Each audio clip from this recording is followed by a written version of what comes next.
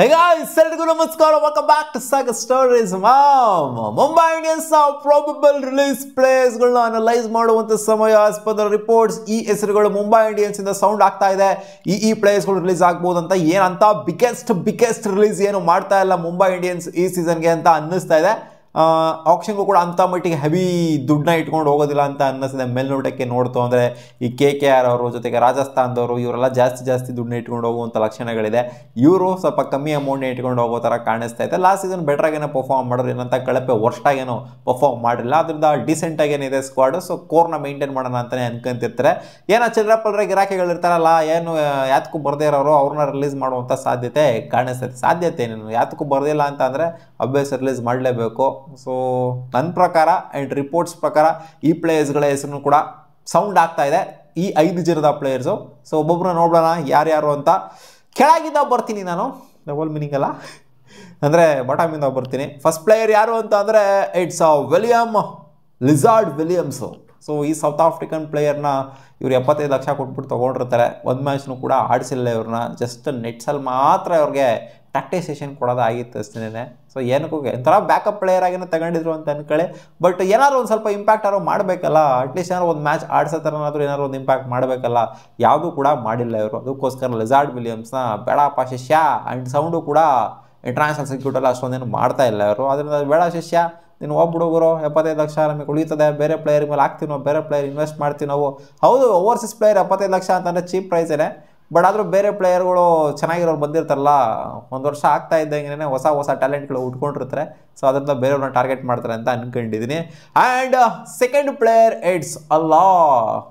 ಏನೋ ಇವ್ರು ಬಂದ್ಬಿಟ್ಟು ಮಿಸ್ಟ್ರಿ ತಗೊಂಬತ್ತಾರೆ, ಇಂಡಿಯಾದಲ್ಲಿ ಆಡ್ತಾರೆ ಇವರು ಅನ್ನೋ ಥರ ಎಕ್ಸ್ಪೆಕ್ಟೇಷನ್ ಜಾಸ್ತಿನೇ ಇಟ್ಕೊಂಡಿದ್ವಿ ಲಾಸ್ಟ್ ಸೀಸನ್ನು. ಬಟ್ ಅವ್ರಿಗೆ ಆದಂಥ ಇಂಜುರಿ ಏನಿದೆ, ಇವರು ರೋಲ್ಡ್ ಔಟೇ ಆಗೋಗ್ಬಿಟ್ರು, ಟೂರ್ನಮೆಂಟಿಂದನೇ ರೋಲ್ಡ್ ಔಟ್ ಆಗೋಗ್ಬಿಟ್ರು. ಮುಂಬೈ ಇಂಡಿಯನ್ಸು ಸಿಕ್ಕಾಪಟ್ಟೆ ಭರವಸೆನ ಇವ್ರ ಮೇಲೆ ಇಟ್ಟಿದ್ರು ಲಾಸ್ಟ್ ಸೀಸನು. ಅವ್ರು ಹಂಗೆ ಮಾಡ್ತಾರೆ ಹಿಂಗೆ ಮಾಡ್ತಾರೆ, ಸ್ಪಿನ್ನು ನಮಗೆ ಅಂದರೆ ಸ್ಪಿನ್ ಅಂತಾರೆ ಬಂದರೆ ಅಲ್ಲಾನೇ ಮೇಯ್ನು ಅನ್ನೋ ಥರ ಅನ್ಕೊಂಡು ಕೂತ್ಕೊಂಡ್ರೆ ರೂಲ್ಡ್ ಔಟೇ ಆಗೋಗ್ಬಿಟ್ರು, ಕೈ ಕೊಟ್ಬಿಟ್ರು ಅಂತ ಹೇಳಬೇಕು. ಸೊ ಇಂಜುರಿ ಏನು ಕೇಳಿ ಬರೋದಿಲ್ಲ. ಬಟ್ ಆದರೂ ಇವರು MI Emirates ಆಡಿದರೆ. MI Emirates ಏನು ಕಿತ್ತು ಗುಡ್ಡೆ ಅಂತ ಹಬ್ಬ ಹಾಕಿಲ್ಲ ಲಾಸ್ಟ್ ಸೀಸನ್ನು. ಸೊ ಆದ್ದರಿಂದ IPL ಪಿಕ್ ಆದ ನಂತರ ಹೇಳ್ತಾ ಇರೋದು, MI Emirates ಅಲ್ಲೇನು ಕಿತ್ತು ಗುಡ್ಡೆ ಏನು ಹಾಕಿಲ್ಲ. ಆದ್ದರಿಂದ ಇವ್ರನ್ನ ಬಿಡುವಂಥ ಸಾಧ್ಯತೆ ಕಾಣಿಸ್ತಾ ಇದೆ. 4.8 ಕೋಟಿ ಕೊಟ್ಬಿಟ್ಟು ಇವ್ರನ್ನ ತಗೊಂಡಿರ್ತಾರೆ. ಸೊ ದುಡ್ಡು ಉಳಿತದೆ, ಬೇರೆಯವ್ರನ್ನ ನೋಡೋಣ, ಬೇರೆಯವ್ರನ್ನ ಟಾರ್ಗೆಟ್ ಮಾಡೋಣ ಅನ್ನೋ ಒಂದು ಥಾಟ್ ಪ್ರೋಸೆಸ್ಗೆ ಬಂದಿದ್ದಾರೆ ಅಂತಾರೆ ಕಾಣಿಸ್ತಿದೆ ಮುಂಬೈ ಇಂಡಿಯನ್ಸರು. ಸೊ ಅಲ್ಲ ಅವ್ರು ಯಾವ್ದಾದ್ರು ಟೀಮ್ಗೆ ಪಿಕ್ ಆಗ್ಬೋದು. ಬಟ್ ಮುಂಚೆ ಇದ್ದಂಥ ಸೌಂಡ್ ಏನು ಮಾಡ್ತಿದ್ರು ಅಲ್ಲ ಅವರು, ರೀಸೆಂಟಾಗಿ ಆ ಮಟ್ಟಿಗೆ ಸೌಂಡ್ ಅಂತೂ ಖಂಡಿತ ಮಾಡ್ತಾ ಇಲ್ಲ, ಸ್ವಲ್ಪ ಪ್ರೆಡಿಕ್ಟಬಲ್ ಆಗಿದ್ದಾರೆ. ಸೊ ಅದರಿಂದ ಖಂಡಿತ ಬಿಡ್ಬೋದು ಅಂತ ಅನ್ಕೊಂಡಿದ್ದೀನಿ. And player number 3 it's Karan Sharma. ಈ ಸ್ಪಿನ್ನರ್ನು ಕೂಡ ಬಿಡ್ಬೋದು ಅಂತ. ಎಕ್ಸ್ಪೀರಿಯನ್ಸ್ ಸಿಕ್ಕಾಪಡೆ ಇದೆ ಕರಣ್ ಶರ್ಮಾಗೆ. RCB ಆಡಿರೋಂಥ ಎಕ್ಸ್ಪೀರಿಯನ್ಸು, CSK ಆಡಿರೋಂಥ ಎಕ್ಸ್ಪೀರಿಯನ್ಸು, ಮುಂಬೈಗೆ ಆಡಿರೋಂಥ ಎಕ್ಸ್ಪೀರಿಯನ್ಸು, ಲೆಜೆಂಡ್ರಿ ಟೀಮ್ಗಳಿಗೆ ಆಡಿರೋಂಥ ಎಕ್ಸ್ಪೀರಿಯನ್ಸ್ ಬೆಚ್ಚಾ ಅಂತ ತೊಗೊಂಡ್ಬರ್ತಾರೆ. ಏಜು ಆಯಿತು, ಜೊತೆಗೆ ಫೀಲ್ಡಿಂಗ್ ಕೂಡ ಒಂದು ಮ್ಯಾಟ್ರ್ ಆಗುತ್ತೆ. ಜೊತೆಗೆ ಲಾಸ್ಟ್ ಸೀಸನ್ ಇವ್ರಿಗೆ 6 ಮ್ಯಾಚಿನ ಅವಕಾಶ ಕೊಟ್ಟಿದ್ರು. 6 ಮ್ಯಾಚ್ ಇವ್ರು ಎತ್ತಿರುವಂಥದ್ದು 7 ವಿಕೆಟು. ಸ್ವಲ್ಪ ಪ್ರೆಡಿಕ್ಟಬಲ್ ಕೂಡ ಆಗ್ತಾ ಇದ್ದಾರೆ. ಏನಂತ ಹೆವಿ ಮಟ್ಟದ ವಿಕೆಟ್ಸ್ ಎಲ್ಲ 1 ಮ್ಯಾಚ್ 2 ಮ್ಯಾಚ್ ಚೆನ್ನಾಗಿ ಪರ್ಫಾರ್ಮ್ ಮಾಡಿರ್ಬೋದು. ಅದು ಬಿಡ್ತಂದ್ರೆ 6 ಮ್ಯಾಚಲ್ಲಿ 4 ಮ್ಯಾಚು, 1 ಮ್ಯಾಚ್ 2 ಮ್ಯಾಚ್ ಚೆನ್ನಾಗಿ ಬೆಟ್ರಾಗಿ ಪರ್ಫಾರ್ಮ್ ಮಾಡ್ತಾರೆ, 4 ಮ್ಯಾಚು ಒಡ್ಸ್ಕೊಂಡ್ರು ಅವ್ರನ್ನೇ. ಸೊ ಅದರಿಂದ ಕರಣ್ ಶರ್ಮಾ ಬಿಡಬಹುದು ಅಂತ ಅನ್ಕೊಂಡಿದ್ದೀನಿ. ನೋಡೋಣ ಬಿಡ್ತಾರ ಇಟ್ಕೊಂತಾರ ಅಂತ. ಸೊ ಈ ಇಬ್ಬರು ಸ್ಪಿನ್ನರ್ಸ್ನ ಬಿಟ್ಟರು ಅಂತಂದರೆ ಸ್ಪಿನ್ ಸರ್ಕ್ಯೂಟ್ನೇ ಚೇಂಜ್ ಮಾಡ್ತಾರೆ ಅಂತ ಅನ್ನಿಸ್ತಿದೆ ಮಗ ನನಗೆ. ಯಾಕಂದರೆ ಸ್ಪಿನ್ನು ಕೈ ಕೊಡ್ತು ಲಾಸ್ಟ್ ಸೀಸನ್ನು. ಇನ್ಫ್ಯಾಕ್ಟ್ ಎಲ್ಲ ಕೈ ಕೊಟ್ಟಿತ್ತು. ಬ್ಯಾಟಿಂಗ್ ಸ್ವಲ್ಪ ಕಂಫರ್ಟಬಲ್ ಆಗಿದ್ರು ಮುಂಬೈ ಇಂಡಿಯನ್ಸ್ ಅವರು. ಸೊ ಬೌಲಿಂಗ್ ಸ್ವಲ್ಪ ಅಲ್ಲಿ ಇಲ್ಲಿ ಆಗ್ತಾ ಇತ್ತು. ಅದರಿಂದ ಸ್ಪಿನ್ ಸರ್ಕ್ಯೂಟ್ನ ಚೇಂಜ್ ಮಾಡ್ತಾರೆ ಅಂತ ಏನೋ ನನಗೇನೋ ಒಂದು ಸ್ಟ್ರಾಂಗ್ ಆಗಿ ಅನ್ನಿಸ್ತಾ ಇದೆ. Play number 4 it's rest of play. ಇವ್ರಿಗೆ 1 ಮ್ಯಾಚ್ ಅವಕಾಶ ಸಿಕ್ಕಿತ್ತು. ಸೊ ಇವರೇನು ಅಲ್ಲಿ ಕಿತ್ತು ಗುಡ್ಡೆ ಹಾಕುವಂಥ ಪರ್ಫಾರ್ಮೆನ್ಸ್ ಏನು ಕೊಟ್ಟಿಲ್ಲ. ಆ್ಯಂಡ್ ರೆಸ್ಟ್ ಆಫ್ ಪ್ಲೇ ಒಂಥರ ಬ್ಯಾಕಪ್ ಆಗೇನೆ ನೋಡ್ತಾ ಇದ್ರು ಮುಂಬೈ ಇಂಡಿಯನ್ಸ್ ಅವರು, ಏನಲ್ಲ ಮೇನ್ ಪ್ಲೇಯರ್ ಆಗೇನು ನೋಡ್ತಾ ಇರಲಿಲ್ಲ. ಸೊ ಅದರಿಂದ ಟಾಪ್ ಲೈನು ಕೂಡ ಇವಾಗ RCBನೂ ಬಿಟ್ಟರು. RCB ಬಿಟ್ಟಾದ ನಂತರ ಇಂಟರ್ನ್ಯಾಷನಲ್ ಸರ್ಕ್ಯೂಟಲ್ಲಿ ಆಗಿರಲಿ ಎಲ್ಲೇ ಆಗಿರಲಿ ಅಷ್ಟೊಂದು ಸೌಂಡು ಕೂಡ ಮಾಡ್ತಾ ಇಲ್ಲ. ಆ್ಯಂಡ್ ಮುಂಬೈ ಇಂಡಿಯನ್ಸ್ 1 ಮ್ಯಾಚ್ ಆಡ್ಸಿದ್ದು ನೋಡ್ತು ಅಂತಂದರೆ ಖಂಡಿತ ಇವ್ರನ್ನೂ ಕೂಡ ರಿಲೀಸ್ ಮಾಡುವಂಥ ಸಾಧ್ಯತೆ ಇದೆ. ಇವ್ರದ್ದೇನು ಚೀಪ್ ಪ್ರೈಸು 75 ಲಕ್ಷ ಕೊಟ್ಬಿಟ್ಟು ಬೇಸ್ ಕೊಟ್ಬಿಟ್ಟು ತೊಗೊಂಡಿದ್ರು. ಆದ್ದರಿಂದ ಖಂಡಿತ ರಿಲೀಸ್ ಆಗ್ಬೋದು ಅಂತ ಒಂದು ಸ್ಟ್ರಾಂಗ್ ಫ್ಯಾಕ್ಟರ್ ನನಗೆ ಅನ್ನಿಸ್ತಿದೆ. And next player it's play number 5 Deepak Chahar. So ಇವ್ರದ್ದು ಒಂದು ಬಿಗ್ಗೆಸ್ಟ್ ರಿಲೀಸ್ ಯಾವುದು ಅಂತಂದರೆ ಇದು ದೀಪಕ್ ಚಹಾರ್ ಆಗ್ಬೋದು ಅಂತ ಅನ್ನಿಸಿದೆ ಅಷ್ಟೇ ನಮಗ. 9.25 CR ಕೊಟ್ಬಿಟ್ಟು ತೊಗೊಂಡಿರ್ತಾರೆ ಇವ್ರನ್ನ. ಇವರು ಏನು ಅಲ್ಲಿ ಕಿತ್ತುಗುಡ್ಡೆ ಹಾಕೋ ಪರ್ಫಾರ್ಮೆನ್ಸ್ ಏನು ಕೊಟ್ಟಿಲ್ಲ.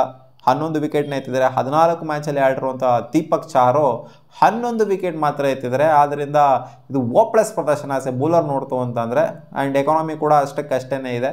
ಸೊ ಏನಂತ ಧಮಾಕುವಂಥ ಪರ್ಫಾರ್ಮೆನ್ಸು, ಮುಂಬೈ ಇಂಡಿಯನ್ಸ್ನ ಗೆಲ್ಸೋವಂಥ ಪರ್ಫಾರ್ಮೆನ್ಸು ಏನು ಖಂಡಿತ ಕೊಟ್ಟಿಲ್ಲ ಇವರು.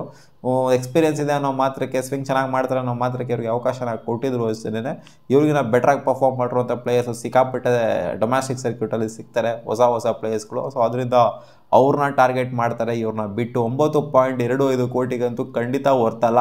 ಸೊ ಬಿಟ್ಬಿಟ್ಟು ವಾಪಸ್ ತಗೊಂಡ್ರು ತೊಗೊಬೋದು. ಈ ಪ್ರೈಸ್ಗಂತೂ ಖಂಡಿತ ಹೋಗೋದಿಲ್ಲ. ದೀಪಕ್ ಚಾರು ಮುಂಚೆ ಇದ್ದಂಥ ದೀಪಕ್ ಚಾರೇ ಬೇರೆ, ಇವಾಗಿರುವಂಥ ದೀಪಕ್ ಚಾರೇ ಬೇರೆ. ಸೊ ಅದರಿಂದ ಇವ್ರನ್ನೆಲ್ಲರನ್ನೂ ಬಿಡ್ತು ಅಂತಂದರೆ ಅಪ್ರಾಕ್ಸಿಮೇಟ್ಲಿ ಒಂದು 16ರಿಂದ 17 ಕೋಟಿ ಸಿಗುತ್ತೆ ಈ 5 ಜನನ ಬಿಡ್ತು ಅಂತಂದರೆ. ಸೊ ಟ್ರೇಡು ಪಾಡು ಎಲ್ಲ ಏನಾಗೋದಿಲ್ಲ ಇಲ್ಲಿ. ಇವಾಗ ನಾನು ಹೇಳ್ದಂಥ ಪ್ಲೇಸ್ಗಳು ಟ್ರೇಡ್ ಗಿಡೆಲ್ಲ ಏನಾಗೋದಿಲ್ಲ.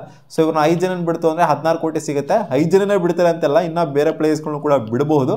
ಬಟ್ ಈ 5 ಜನದ ಹೆಸರು ಸಿಕ್ಕಾಪಟ್ಟೆ ಸೌಂಡ್ ಆಗ್ತಾ ಇದೆ. ಅದರಲ್ಲಿ ದೀಪಕ್ ಚಾರ್ ಹೆಸರು ಸಿಕ್ಕಾಪಟ್ಟೆ ಹೆವಿ ಸೌಂಡ್ ಆಗ್ತದೆ, ಪಕ್ಕಾ ಬಿಟ್ಟೇ ಬಿಡ್ತಾರೆ ಅಂತ. ನಿಮ್ಗೆ ಏನು ಅನ್ನಿಸ್ತಿದೆ ಈ 5 ಹೆಸರುಗಳು? ಇದರಲ್ಲಿ ಯಾರನ್ನ ರಿಟೈನ್ ಮಾಡಬೇಕು, ಯಾರನ್ನ ರಿಲೀಸ್ ಮಾಡಲೇಬೇಕು? ಕಾಮೆಂಟ್ ಸೆಕ್ಷನ್ ಹಾಕಿ ಮುಂಬೈ ಇಂಡಿಯನ್ಸ್ನ ಫ್ಯಾನ್ಸ್. ಸಿಗೋಣ ಮುಂದಿನ ನೋಡ್ತೀವಿ ಗಾಯ್ಸ್. ಬಾ.